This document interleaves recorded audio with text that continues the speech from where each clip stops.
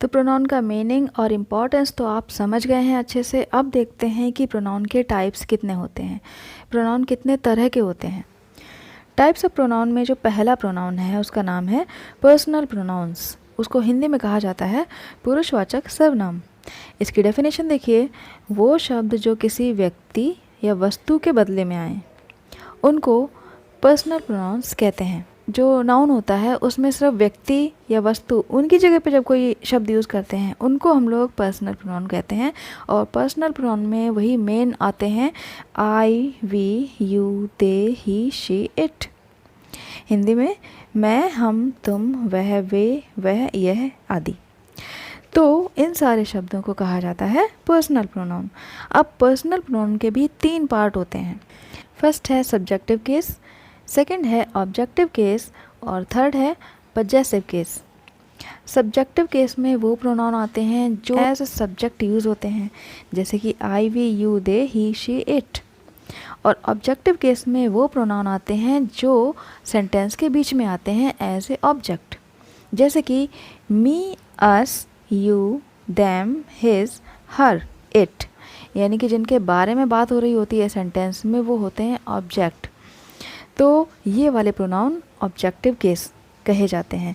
और तीसरा होता है पजेसिव केस। पजेसिव केस में वो प्रोनाउन आते हैं जिसमें सब्जेक्ट किसी चीज़ पर अपना पजेशन बता रहा होता है, अपना अधिकार बता रहा होता है। तो इसमें जो वर्ड आते हैं वो हैं my, our, your, their, his, her, it. इसकी सेकंड कैटेगरी है mine, our, yours, theirs, his, hers, its. ये सेकंड कैटेगरी कब यूज़ होती है इसको आगे डिस्कस करेंगे। अभी इतना ही समझते हैं कि पजेसिव केस में इतने वर्ड्स होते हैं। तीनों केस से रिलेटेड जो भी इम्पोर्टेंट रूल्स हैं आइए वो देख लेते हैं। नोट 1 में लिखा हुआ है यू, योर, योर्स का यूज़ सिंगुलर और प्लूरल दोनों के साथ होता है। यानी कि दोनों के साथ ही चाहे कुछ भी आए, सिंगुलर आए या प्लूरल आए, दोनों के साथ हम सेम वे में यू, योर, योर्स का यूज़ कर सकते हैं। सेकंड नोट है mine, ours, your, hers, theirs. यानी कि ये जो सेकंड कैटेगरी वाले जो पजेशन हैं इनका यूज़ हम वर्ब के बाद करते हैं। ठीक है, वर्ब के बाद जिसमें एस लगा होता है उसका यूज़ हम लोग वर्ब के बाद ही करेंगे। थर्ड नोट, तीनों पर्सन्स का यूज़ एक साथ अगर हो रहा है किसी भी सेंटेंस में तो हम एक फॉर्मूला याद रखेंगे, उसका नाम है 2, 3, 1। इसका मतलब ये है कि जब कोई कन्वर्सेशन हो रहा होता है उसमें 2 लोग होते हैं, एक कहने वाला और एक सुनने वाला, और एक वो पर्सन जिसके बारे में बात हो रही होती है, यानी कि उन 2 पर्सन के अलावा तीसरा। तो जब ये तीनों लोग किसी सेंटेंस में यूज़ हो रहे होते हैं, इन तीनों का नाम आ रहा होता है, तब तीनों पर्सन्स को किस सीक्वेंस में रखेंगे उसी का फॉर्मूला है ये 2, 3, 1। जैसे कि सेंटेंस में आया मैं, तुम, वह। अब तीनों को किस तरह से रखेंगे, सबसे पहले रखेंगे यू, फिर रखेंगे ही और उसके बाद रखेंगे आई।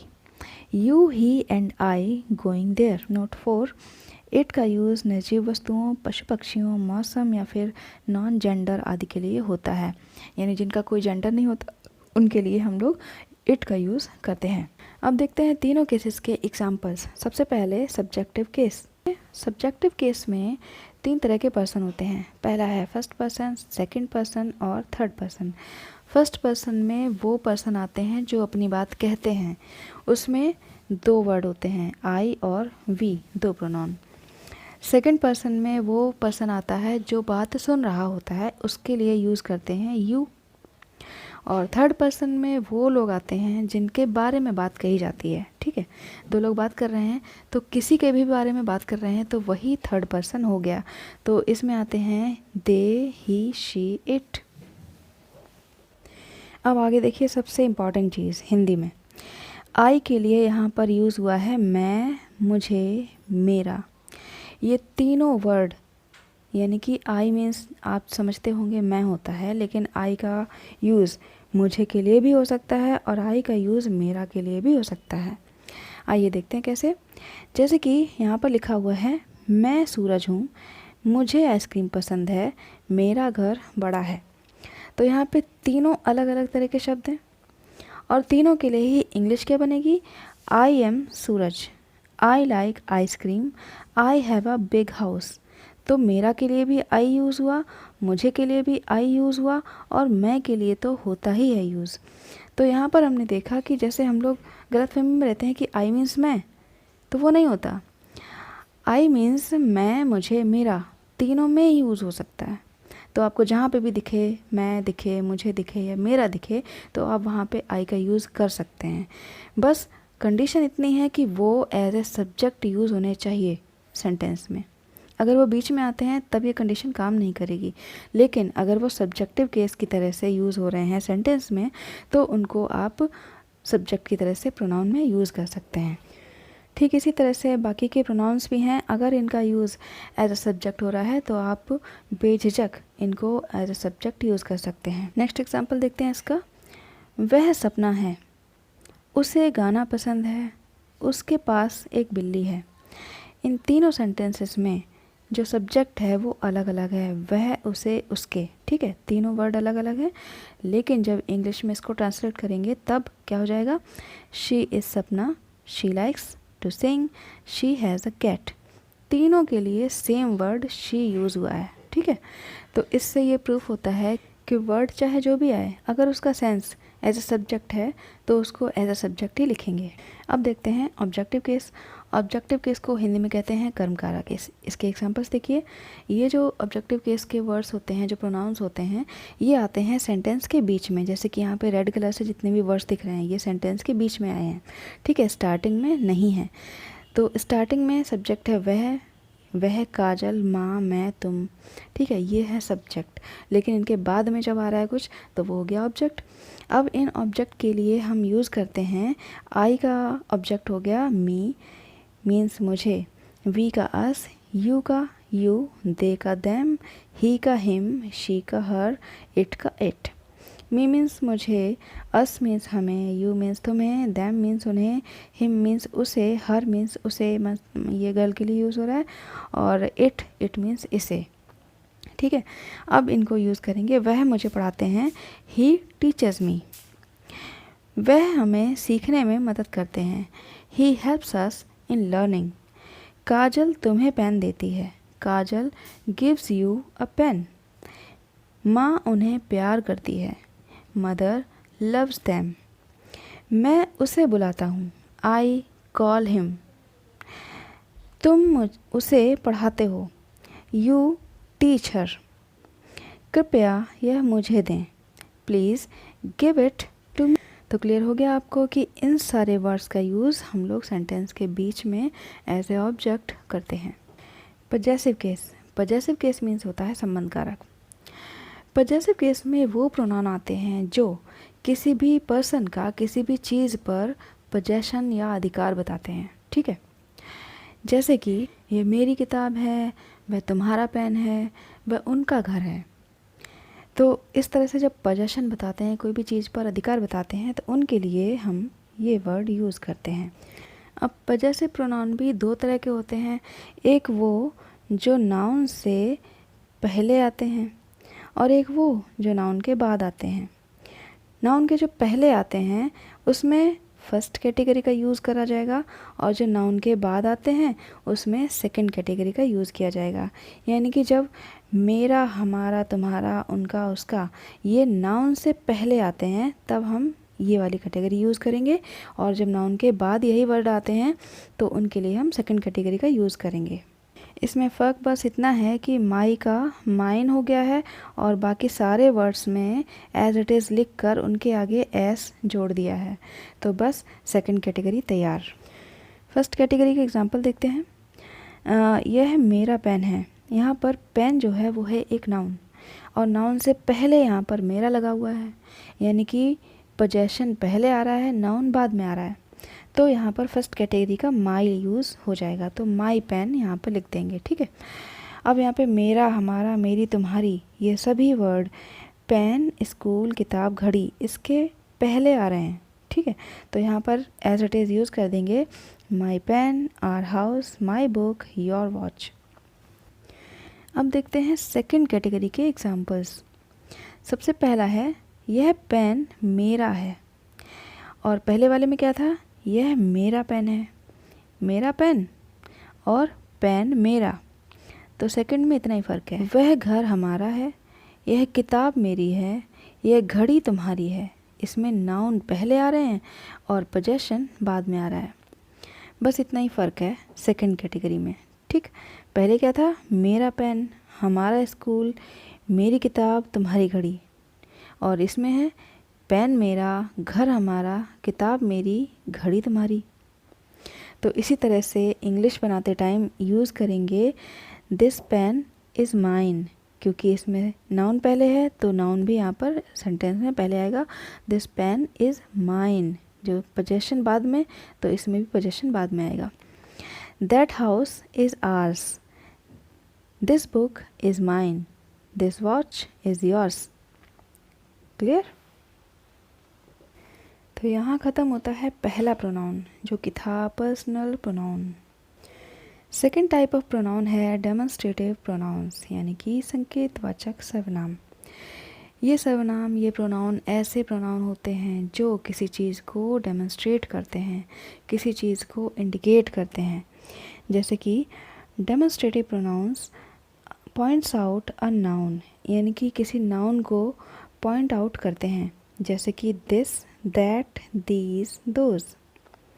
दिस मीन्स ये है, दैट मीन्स वह, दीज मीन्स ये, दोज मीन्स वो। Examples, this is Ram, Ram की तरफ इंडिकेट करके कहेंगे दिस इज़ राम, ये राम है। अगर बहुत सारी क्राउड है, क्राउड के बीच में अगर किसी को बताना हो कि कौन सा राम है, तो बताएंगे दिस इज़ राम, ये राम है। दैट इज़ सीता, वह सीता है। These are flowers, these means बहुत सारी चीज़ें। अब यहाँ पे फ्लावर्स हैं तो बहुत सारे फूल हो गए। दीज आर फ्लावर्स, ये बहुत सारे फूल हैं। दोज आर ट्रीज़, वो पेड़ हैं, वो मतलब बहुत सारे पेड़। ठीक है, जब ये प्रोनाउन अकेले आते हैं, यानी कि जब इनके साथ नाउन नहीं होता, तब ये डेमोन्स्ट्रेटिव प्रोनाउन कहलाते हैं। और जब नाउन के साथ आते हैं तो इनका नाम हो जाता है demonstrative adjective. This is a good book, अब यहाँ पे जो दिस है वो है डेमोन्स्ट्रेटिव प्रोनाउन। अब दिस के बाद कोई भी नाउन नहीं लगा है, जस्ट बाद तो कोई नहीं है। ठीक है, बाद में है ये बुक, एकदम लास्ट में। तो जब दिस के बाद जस्ट बाद नाउन नहीं है, तब ये होता है डेमोन्स्ट्रेटिव प्रोनाउन। और दूसरे सेंटेंस में दिस बुक, यानी कि दिस के साथ बुक लगा हुआ है, यानी कि नाउन लगा हुआ है, तो दिस बुक इज़ गुड, यह बुक अच्छी है, तब ये हो जाएगा demonstrative adjective. Second example, these are my chairs, these means ये, माई चेयर्स मेरी कुर्सियाँ, आर मीन्स हैं, ये मेरी कुर्सियाँ हैं। अब यहाँ पे चेयर्स यानी कि नाउन ये लास्ट में लगा है, दीज के साथ नहीं लगा है, तब ये होता है डेमोन्स्ट्रेटिव प्रोनाउन। और दीज सेकंड सेंटेंस में देखिए, दीज चेयर्स आर माइन, ये कुर्सियाँ मेरी हैं। ठीक है, ये मेरी कुर्सियाँ हैं और ये कुर्सियाँ मेरी हैं, दोनों में फ़र्क है। तो जब डेमोन्स्ट्रेटिव प्रोनाउन के साथ नाउन आता है तब हो जाता है एडजेक्टिव, डेमोन्स्ट्रेटिव एडजेक्टिव। आगे देखते हैं अगला प्रोनाउन, यानी कि आगे कौन सा प्रोनाउन है, वो है इंटरोगेटिव प्रोनाउंस, यानी कि प्रश्नवाचक सर्वनाम। इसकी डेफिनेशन देखिए, these pronouns are used to ask a question, यानी कि ऐसे प्रोनाउन जिनका यूज़ क्वेश्चन पूछने में किया जाता है वो होते हैं इंटरोगेटिव प्रोनाउंस। जैसे कि what, whom, which, who, whose, मतलब कौन, क्या, किसका, किसकी। जब ये पर्सन के बारे में इन्वेस्टिगेट करते हैं, जैसे कि कितने लोग हैं, कौन है, क्या है, तो इस तरह के वर्ड्स जो हैं वो इंटरोगेटिव प्रोनाउन कहलाते हैं। इसमें ये कैटेगरी होती है जब पर्सन के लिए यूज़ होते हैं, तो वो होते हैं हु, whom, whose। ये तीनों जो क्वेश्चन वर्ड हैं वो पर्सन के लिए यूज़ होते हैं। और विच ये होता है व्यक्तियों और वस्तुओं दोनों के लिए, यानी विच का यूज़ हम पर्सन के टाइम पे भी कर सकते हैं और वस्तुओं के लिए भी कर सकते हैं। और व्हाट का यूज़ वस्तुओं और व्यवसाय के लिए होता है, यानी कि चीज़ों के लिए या फिर ऑक्यूपेशन के लिए।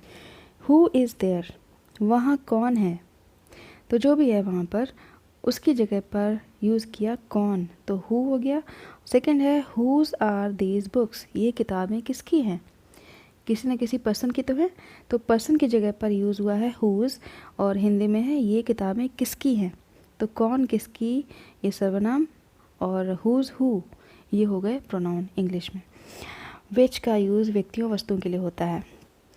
विच का यूज़ देखिए, which is your sister, Reema और सीमा।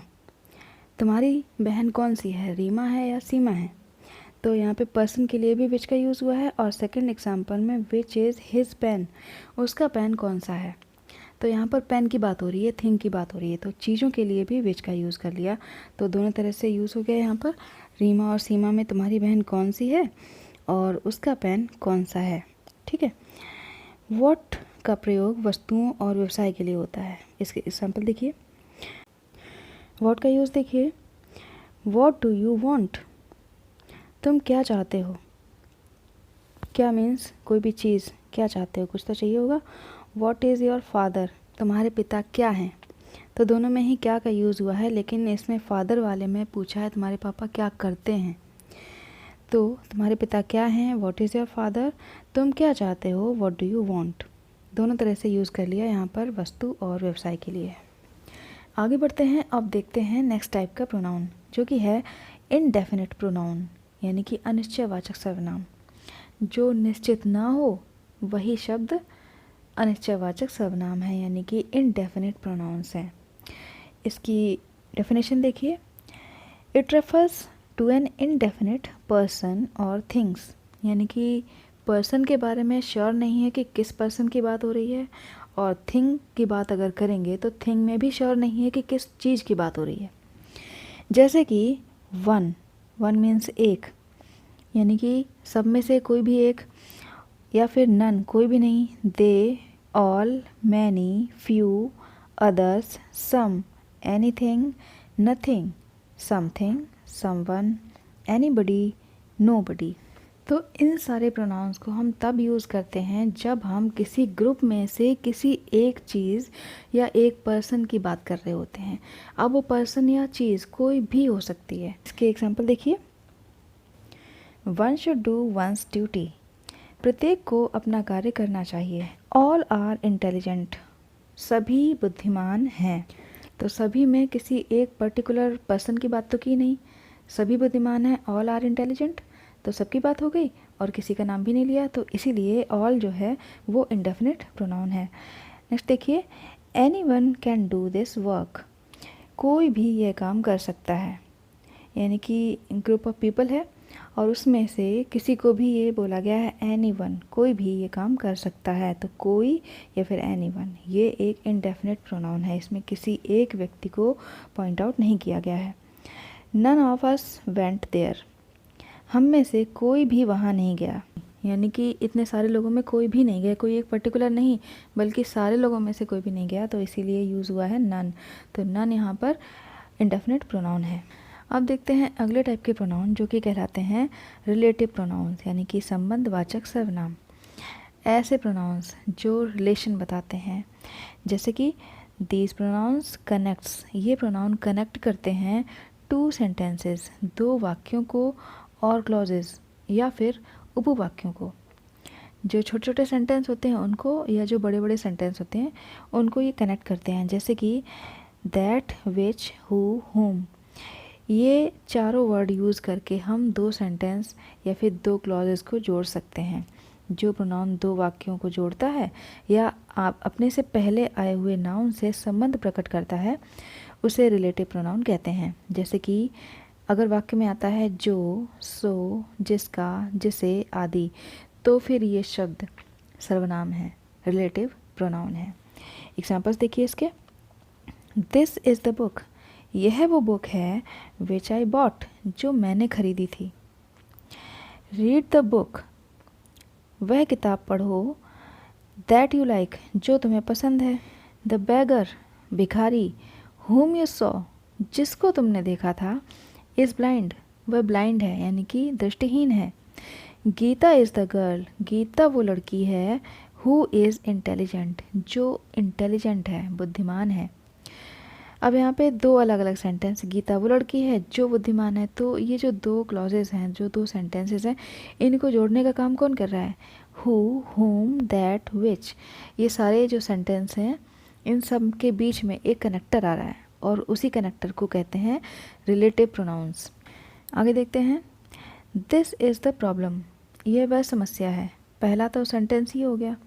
दूसरा है सल्यूशन इज़ डिफ़िकल्ट, समाधान कठिन है, निराकरण कठिन है। तो इन दोनों लाइनों को जोड़ने वाला शब्द है हुज़। हुज़ में जिसका।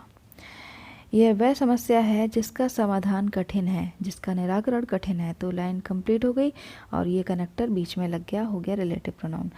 सेकंड है द बुक, किताब, दैट यू गेव, जो तुमने दी थी, मी मीन्स मुझे, इज़ वेरी गुड, वो बहुत अच्छी है। दिस इज़ द बॉय, यह वह लड़का है, हु हेल्प्ड मी, जिसने मेरी मदद की थी। Select the colour, colour select करो यानी रंग चुनो, विच यू वॉन्ट, जो तुम चाहते हो। नेक्स्ट समझते हैं डिस्ट्रीब्यूटिव प्रोनाउन। ये होते हैं विभाग सूचक सर्वनाम। ये प्रोनाउन वाक्य में आए हुए व्यक्तियों या वस्तुओं में से प्रत्येक यानी कि हर किसी का बोध कराते हैं, जैसे कि ईच प्रत्येक, आइदर या तो तुम या तुम, नाइदर दोनों में से कोई भी नहीं। Examples, each of the boys can go, each means प्रत्येक, हर कोई। आइदर, आइदर मीन्स दो में से कोई एक, या तो तुम या तुम। फिर है नाइदर, नाइदर में से दो में से कोई भी नहीं, न तुम न तुम। एग्जाम्पल्स देखते हैं, each of the boys can go, प्रत्येक लड़का जा सकता है, लड़कों में से प्रत्येक लड़का जा सकता है। Read either of these books, यानी कि इन किताबों में से या तो ये पढ़ो या ये पढ़ो, कोई भी एक किताब पढ़ो। Neither of the two students came, दोनों में से कोई भी स्टूडेंट नहीं आया, ना तो ये स्टूडेंट आया और ना ही वो स्टूडेंट आया। तो ये हो गए डिस्ट्रीब्यूटिव प्रोनाउन। ठीक है, जब ये शब्द बिना नाउन के आते हैं यानी कि इनके साथ में नाउन नहीं लगा होता है, तब इनका नाम होता है डिस्ट्रीब्यूटिव प्रोनाउन, जैसा कि पहले बताया गया था। और जब नाउन के साथ आते हैं तब ये हो जाते हैं डिस्ट्रीब्यूटिव एडजेक्टिव। नेक्स्ट है रिफ्लेक्सिव प्रोनाउंस, निजवाचक सर्वनाम। ऐसे प्रोनाउन जो बताते हैं कि कार्य का प्रभाव कर्ता पर पड़ता है, यानी कि सब्जेक्ट पर पड़ता है। ये प्रोनाउन हमेशा ऑब्जेक्टिव केस में होते हैं, यानी कि ऑब्जेक्टिव में होते हैं और नाउन को इंडिकेट करते हैं। इसमें एक वचन के साथ सेल्फ लगता है और बहुवचन के साथ सेल्व्स लगता है, और ये नाउन को इंडिकेट कर रहे हैं, जैसे कि आई वर्क माई सेल्फ, मैं खुद काम करता हूँ। यू वर्कड योर सेल्फ, आपने खुद काम किया। ही हेल्प्ड हिमसेल्फ, उसने खुद की मदद की। वी हर्ट आवर सेल्व्स, अब वी क्योंकि प्लूरल है तो यहाँ पर सेल्व्स लगा दिया है, हमने खुद को चोट पहुँचाई। दे प्लेड, उन्होंने खेला। देम सेल्व्स, खुद, उन्होंने खुद खेला। तो समझ गए आप, यहाँ पर जब ऑब्जेक्टिव फॉर्म में कोई भी सब्जेक्ट पर प्रेशर डालता है, पॉइंट आउट करता है कि ये काम किसने किया, सब्जेक्ट ने किया, तब उसको कहते हैं रिफ्लेक्सिव प्रोनाउंस। अब देखते हैं लास्ट प्रोनाउन जो कि है एम्फेटिक प्रोनाउंस। एम्फेटिक प्रोनाउंस जो होते हैं वो सब्जेक्ट को एम्फेसाइज करते हैं। ठीक, ये प्रोनाउन सब्जेक्ट के तुरंत बाद आते हैं। रिफ्लेक्सिव में क्या होता था, रिफ्लेक्सिव में सब्जेक्ट से दूर आते थे, लेकिन ये सब्जेक्ट के साथ आते हैं और सब्जेक्ट पे ज़्यादा जोर डालते हैं। ठीक है, और इसमें और उसमें फ़र्क ये था कि उसमें चॉइस होती थी कि आप ये काम कर सकते हैं या नहीं कर सकते, लेकिन इसमें चॉइस नहीं होती, इसमें बताते हैं कि नहीं, मैं खुद ही ये काम करता हूँ। एग्जाम्पल देखते हैं, I myself can do it, मैं स्वयं इसे कर सकता हूँ। You yourself can do it, तुम स्वयं इसे कर सकते हो। ही हिमसेल्फ रोट दिस, उसने स्वयं इसे लिखा है। We are self can do it, हम स्वयं इसे कर सकते हैं। They themselves did this, उन्होंने ये स्वयं किया है। तो इस वीडियो में आपने समझा प्रोनाउन क्या है, सर्वनाम क्या है, उसके टाइप्स कौन कौन से हैं, हर टाइप में कौन कौन से प्रोनाउन होते हैं, उनकी क्या कैटेगरी होती है। तो आई होप इससे आपको काफ़ी कुछ दिमाग में क्लियर हो गया होगा। और आपको ये सब पढ़ना कैसे है, आपको एक साथ बिल्कुल भी नहीं पढ़ना है। आपको हर कैटेगरी, हर टाइप अलग अलग याद करना है, एक टाइम पर एक ही चीज़ याद करनी है, तभी आपको दिमाग में ये अच्छे से बैठेगा और आप इसको अच्छे से याद कर पाएंगे हमेशा के लिए। तो मिलते हैं अगले वीडियो में, तब तक के लिए टेक केयर, बाय बाय।